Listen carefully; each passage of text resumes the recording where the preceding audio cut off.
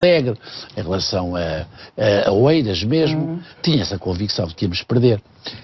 Mas portanto, voltando à questão, os eleitores eventualmente quiseram ver de outro modo o que é o movimento dos dissidentes, o movimento das pessoas chamadas independentes. Os próprios, em si, não valorizo muito, a não ser o caso do Dr. Rui Moreira, porventura. Agora, mostra uma coisa que o Henrique chamou a atenção. É o mau funcionamento dos partidos, ou seja, não é mau funcionamento, é pior. Os partidos são afunilados. Há muitos anos que os partidos estão afunilados. No sentido de dificultar a entrada das pessoas, mas mais do que isso, preferem decisões que não têm a metodologia mais adaptada para as pessoas reconverterem e mudarem a política. Exemplo, quem é que decide um candidato a deputado? Quem decide um candidato a Presidente da Câmara numa determinada concelhia, num determinado distrito? Os aparelhos partidários? Nem se fosse os aparelhos já não era mau. E os líderes? Os líderes locais. Ou seja, a maior parte da política portuguesa está, digamos, na posse de aristocracias que decidem localmente ou nacionalmente, por influência às vezes, quem é deputado, quem é o Presidente da Câmara.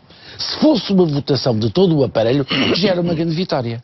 Mas se conseguirmos que isso abranja todas as pessoas do Conselho que queiram, por exemplo, numas primárias votar, eu acho que ganhamos imenso. E em segundo lugar, ganhamos se as eleições não forem apenas votar numa cruz no partido que faz candidatar algumas pessoas. Mas se a eleição for, pelo menos, se não for um círculo uninominal, simultaneamente no partido que faz eleger um candidato e no próprio nome do candidato. Isto é, eu tenho que fazer distinguir o bom do mau. Eu tenho que fazer distinguir aquilo que em política é as pessoas queridas, as pessoas em que se votam, e aqueles que as pessoas não querem, mas estão na lista. Doutor Medina Carreira. Eu assemelho muito as necessidades da democracia e dos partidos a uma economia de mercado. Exato. Se não houver concorrência, está tudo tramado. Exato. Quer dizer, se os partidos têm... Os partidos não dizem quem é que apresentam. Não dizem quem é que apresentam.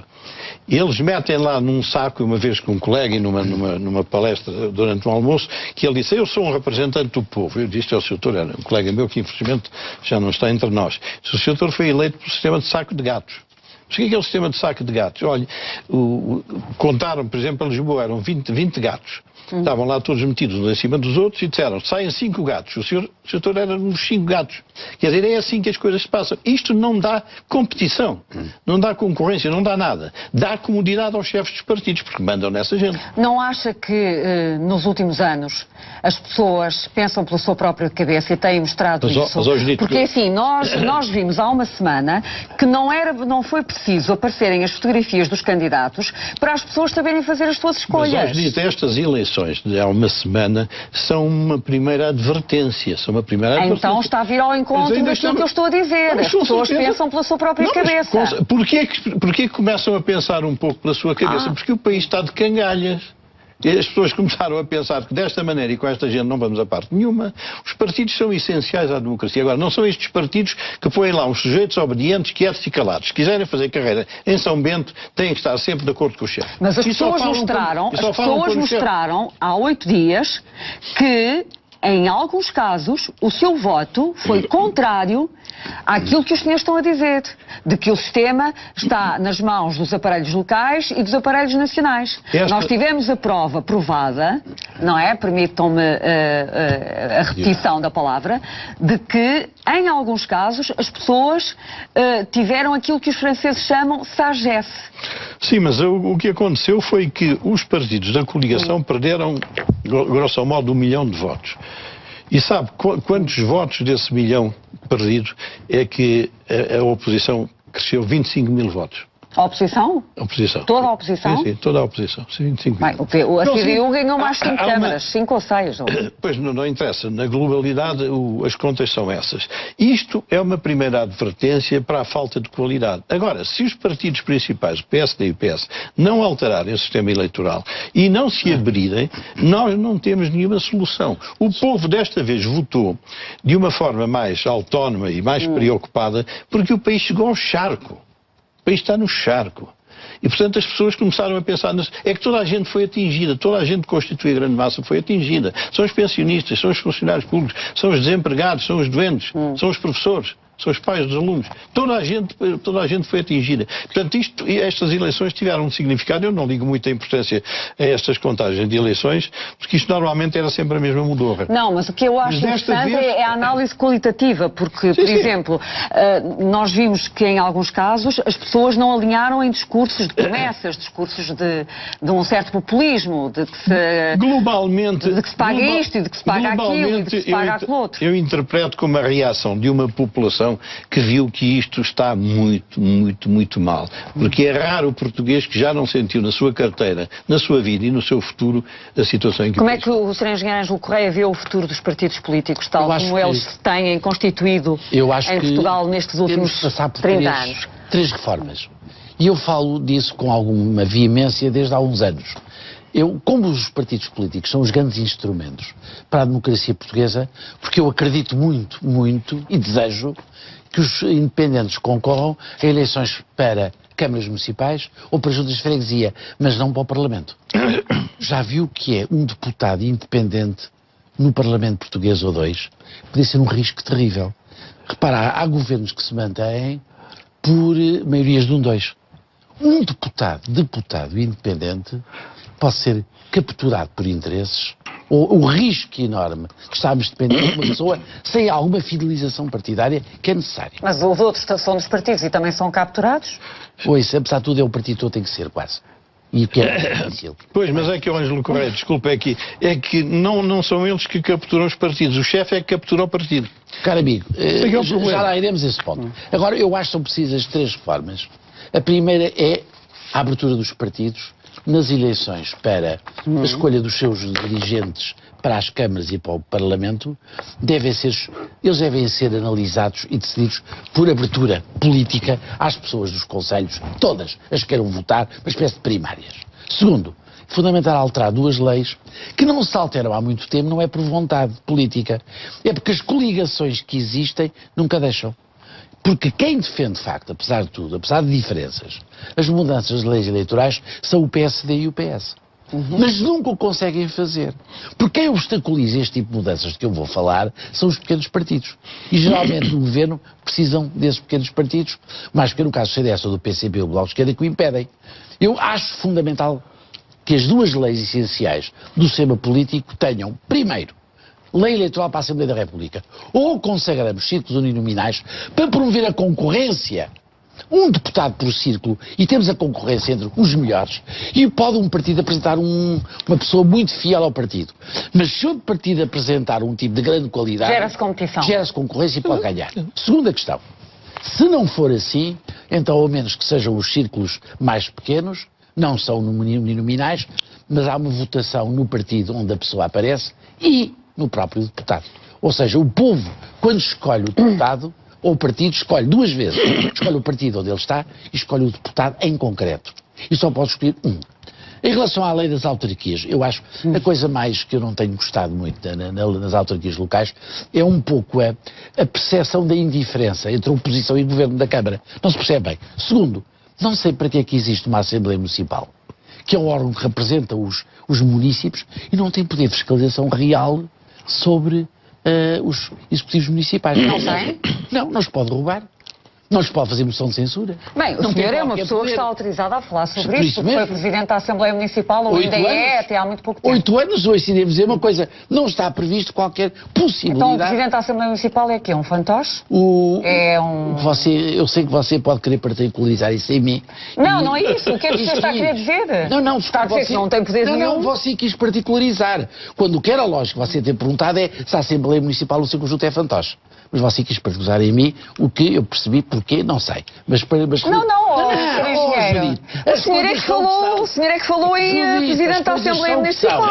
São que são. E, portanto, eu falei em nome da Assembleia Municipal. E você particularizou no seu Presidente. Cada um, enfim, diz o que quer. Não, peço-lhe desculpa, mas não era essa a intenção, não é óbvio. É melhor não ter dito.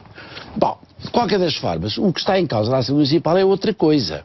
É que a Assembleia Municipal reúne, ouve, não pode emitir um voto de censura, não pode sequer emitir, e alguns juízos sobre a própria Câmara Municipal não têm efeitos. Nós podemos juntar, decidimos uma coisa, mas não tem efeitos políticos. Só há mecanismos de controle real quando o controle real se exerce sobre a manutenção ou não do poder. Por isso, o que é essencial, do meu ponto de vista, era nós termos uma Assembleia, nas autarquias locais, uma só lista. Uma só lista. Cada partido tem uma lista. E dessa lista, que são os deputados municipais, a Assembleia Municipal, gera-se um consenso prioritário ou não para emergir em um governo como a Assembleia da República.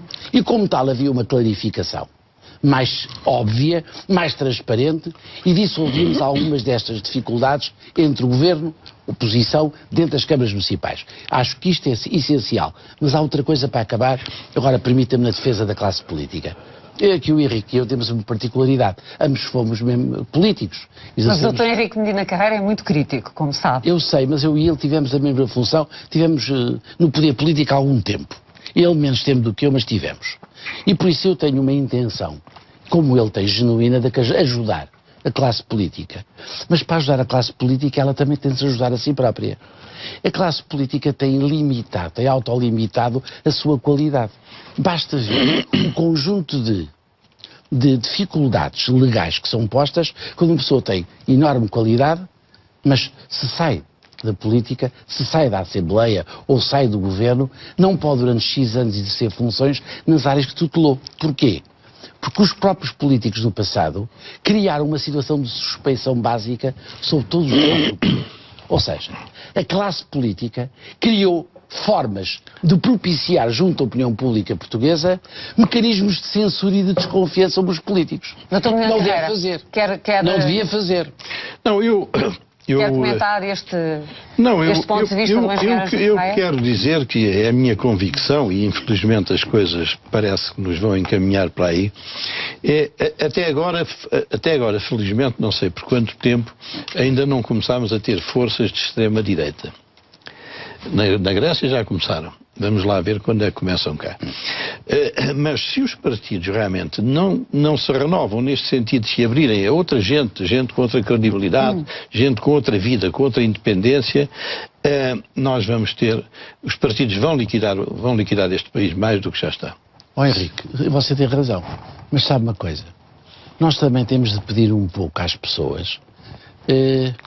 Veja o 5 de outubro. 5 de outubro nós vimos a cerimónia. De repente aparece um senhor cá em baixo que diz os bandalhos, os gatunos, que estão lá em cima. Estava o Presidente da República, o Primeiro-Ministro, o Presidente da Câmara de Lisboa, o Presidente da Assembleia da República. E nós toleramos isso. Sim. Achamos com uma desfaçatez que se chamem todos os nomes à classe política, nem se pune as pessoas que fazem isso, nem se censura politicamente, nem a própria opinião pública reage a esses mecanismos de invectiva sobre pessoas que são sérias. Na maior parte do caso são pessoas honestas, mas que há uma opinião pública que chama gatunos e bandidos todos os dias. Sabe porquê isso? Hoje em dia, ser deputado ou ser ministro é uma profissão, uma situação de altíssimo risco. Ganha muito menos, é enxovalhado, é escrutinado, ninguém lhe vai, digamos, à pessoa que o censurou de uma maneira imoral, ninguém lhe diz nada, campeia a capacidade de se dizer mal da classe política, e a pergunta que eu faço é, e quando destruir a classe política, quem é que vai? É aqueles que invectivam todos os dias? É aqueles que abandalham todos os dias? É aqueles que fazem eco disso todos os dias? Eu acho que todos tínhamos a ganhar em Portugal, uns que estão no poder e os que estão na oposição e os que estão como espectadores em geral, contribuímos um pouco para o país melhorar no seu conjunto. Como? Sendo mais rigorosos na análise. Os políticos têm que ser mais capazes. Os políticos hoje em dia são piores do que eram. Eu sei. Mas também hoje em dia ser político é um risco tão elevado. Ninguém quer ir para a política, não é? Judito, quem é que pode querer para ser chamado de nomes todos os dias e a pessoa diz poder defender às vezes? Mas sabe porquê é que isso nada vai acontecer? Sei.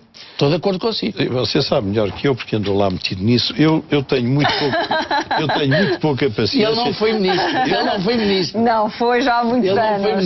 Não, mas nunca andei metido no coletivo. Eu nunca fui de órgão nenhum, se foi de um órgão secundarista. Foi de um coletivo no segundo governo da República. Não é. Um coletivo de 17 pessoas. Não. Nestes coletivos assim... Então, eram 17, não é? Eram mais do que são agora. E também era um anjinho. Dr. Medina, eram mais ministros do que são agora. Sabe porquê que eu não acredito? Porque grande parte das escolhas que sobretudo o PS e o PSD fazem, mas talvez o CDS também, são escolhas de gente especial. Não é por acaso que aqueles que lá vão para lá estão lá. Porque eles lá representam interesses muito específicos, na sua maioria. Às vezes não. Há lá, Muitas vezes.